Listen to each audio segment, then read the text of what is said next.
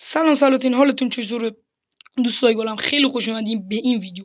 تو این ویدیو قراره بهتون بگیم که چه تقویتی روی موتور کنیم که آقا سرعت دوشه تا بهش خفن بشه، گرگ بشه، ترقه بشه و خلاص. آره دیگه آقا سلاطین، برو بریم.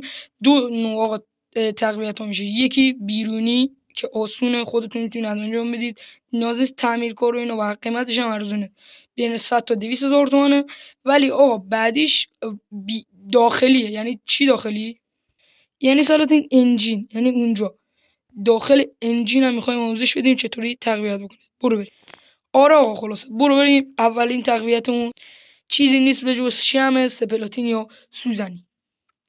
که سلاطین آقا این شمع سپلاتینه رو یا سوزنی رو ادعا میکنن که شمعای خفنی هست و منم واقعا آقا این شمع میبینید کهنه شده دیگه، خراب داره میشه، انداختن رو موتورم و تجربه یه ماه میخوام به شما بدم. اول از همه آقا سرعت شتاب موتور اصلا ندیدم من سرعت شتاب اولیش خوب بشه، همونیه که بوده. ولی آقا احساس من واسه خوش روشنی خوبه. یعنی 3 4 تا هندل میخواد سرسو، الان با 2 هندل فوقش دیگه 3 هندل روشن میشه. یعنی تقریبا واسه خوش روشنی خوبه. خلاصه آره دیگه سلاطین آقا. ولی شمع سوزنی از نظر بنده بهتره آقا. من بذارید بقیه‌شو یه طرف دیگه توضیح بدم. خب آقا اومدیم این طرف که بهتون قشنگ توضیح بدم. من از این دوستان پرسیدن دیروز آقا موتور رفیقم داشتیم ما هم دور میکردیم، من با موتور خودم اون با موتور خودش خراب شد. رفتیم در تعمیرگاه آقا، اوستا باز کرد شمعو یه دستمال کشی کرد که روشن میشه موتور. و بعد سلاطین گفت که آقا شمع سپلاتین که بستید به درد نمیخوره. فکر کنم سلاطین من گفتم که من گفتم که شمع سپلاتین خوبه یا نه. آره تا جایی که میدونم گفت که نه. گفتم خب چرا بعد ما رفتیم 50 60 پول دادیم؟ گفت شما دیوونگی محض، کاری کردین که دیوونگی محض. گفتم چه شمعی خوبه؟ گفت شمع، خب فلش خاموش شد بهتر شد. گفت شمع یه پلاتینه، یعنی همون شمع عادی، حالا برند نگو. گفت یعنی همون شمع عادی بگیرید از همه بهتره. خلاص آره دیگه آقا سلاطین، این بود اولین تقویت شمع. و بریم سراغ دومین تقویت. دومین تقویت انداختن هواکش اسپورت. یعنی سلاطین به جای اینکه همین هواکش رو چیز کنیم، همین هواکش‌های فابریکی رو که داخل این قاب بغل، شرمنده آقا قاب بغل رو در نیاوردم، خوش شده میترسن بشکنه این داخله رو. به جای اینکه هواکش عادی و باشه رو موتورشون، مثلا موتور رو میگن تقویت، مثلا موتورشون رو درست میکنن، مثلا میخوان سرعتش تا موتورشون بدن، موتورشون مثلا خوب نیستش، قدیمیه، بیان هواکش اسپورت بندازن. و آقا یه سری از بچه‌ها میگن هواکش اسپورت سرعت و شتاب موتور رو بالا میبره. یه سری از بچه‌های دیگه هم که دو دستن آقا، یه سری از بچه‌های دیگه هم که میگن نه، جوان موتور رو میگیره، اصلا به قیمتش نمیارزه. و قیمت آقا وسایل رو هم بگم. قیمت اولین وسیله گفتیم یعنی سلاطین شمع سوزنی سپلاتینه.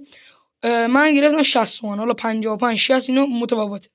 و سلاطین وسیله بعدی آقا هواکش اسپورت که قیمتش من از دوستای محل پرسیدم، یعنی من نپرسیدم، یه همسن ما یه آقا بزرگی بود اونجا، پرسید گفت چقدر اینا به صاحب لوازم دیگه. گفت آقا اینا 150 تومن، 150 تا 200 تومن پاتون میخوره. بریم آقا حالا سراغ سلاطین چی؟ تقویت انجین. برو بریم. سلاطین خیلی از بچه‌ها هستن به خاطر اینکه موتورشون گرگ و ترقه بشه نمیرن مثلا شمع سپلاتین بندازن. ببین آقا اینجا رو نمیرن از این شمع بندازن، نمیرن چه میدونم فیلتر هوا اسپورت بندازن، میرن صاف در لوازم یدکی و میگن یه دونه پیستون 200 با سوپاپا 200 بنداز واسه و آقا موتورشون رو تقویت میکنن. حالا آقا خوبی و بدیش هم میخوام بهتون بگم. برو بریم خوبی ها بدیاشو آقا بگیم، بعدش بریم سراغ داستان دیگه.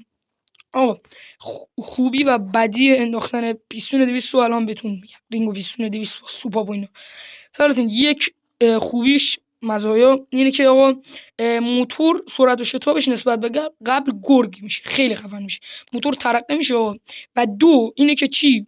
اینه که آقا مزایاش اینه که رینگ و پیستون 200 آقا شما تو هر مسابقه‌ای بندازی، تو هر درگی بندازی 125 و 150 جلو میکنی دیگه. آقا این موتور قاب بغلاش نباید 120 من بذاری باشه، باید بزنی 200، چون 200 کرده آقا موتور 200 دیگه. تو درگا قشنگ آقا میبری، اصلا نیاز نیست دراز بشی رو موتور، نیاز نیست چه میدونم گازو داده نیش گاز بدی 125 و 150 رو خاک میکنی. و آره دیگه خلاصه سلام بریم سراغ مزایا که گفتیم، بریم سراغ معایبش. برو معایب یک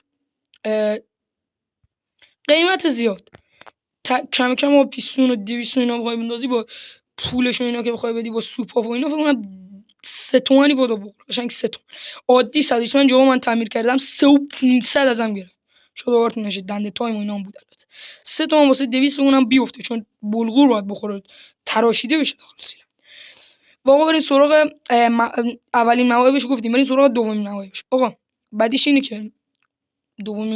که رو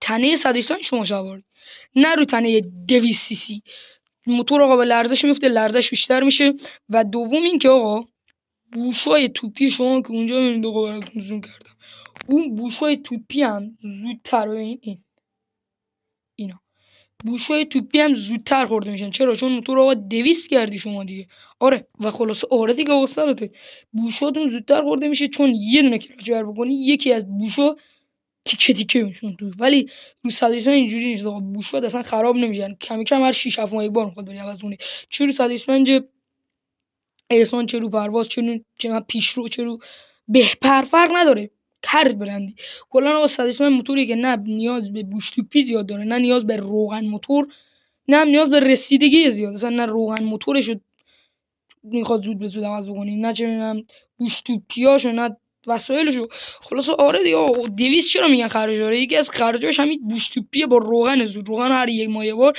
بوش توپی هم فوقش 2 ماه یه بار باید عوض بکنی 200 به خصوص آقا سیم پره 200 های ره رو اینا اگه دیده باشید هر مثلا یه ماه یه بار دیگه فوقش عوض میکنن توپیتون آقا خورده میشه اگه دیر به دیر عوض بکنی جای اون بوشا به خصوص روی 200 سی سی آقا رو 120 من حالا اوکی تره مثلا 6 7 میتونی بری و بیای من یه سال پیش آقا بوشا اینو عوض کردم تا همین 2 ماه پیش دیگه عوض نکردم یعنی قشنگ یه سال شما رو میره آقا اگه خیلی کلاچ بر نکنی من الان کلاچ بر کردم و این بوشا اصلا شلوول دیگه نشده خراب نشد ولی رو 200 خیلی ساده و شلوول میشد کلا توپی خراب میشه اون جاش گله گشاد میشه مجبوری آقا برید باز چون تراشکاری و دنسرویسی زیادی داره خلاص آره دیگه آقا سلاطین هم از این ویدیو بود سلاطین یکی دیگه از تقویت آقا من حواسم نبود واسه کاربراتور بود میومدن کاربراتور به جای اینکه 120 من ببندن 200 می‌بستن که حالا اونم آقا خوبی و بدی خودشو داره چه سلاطین شرمنده تون آقا توی این ویدیو نمیتونم دیگه واسهتون توضیح بدم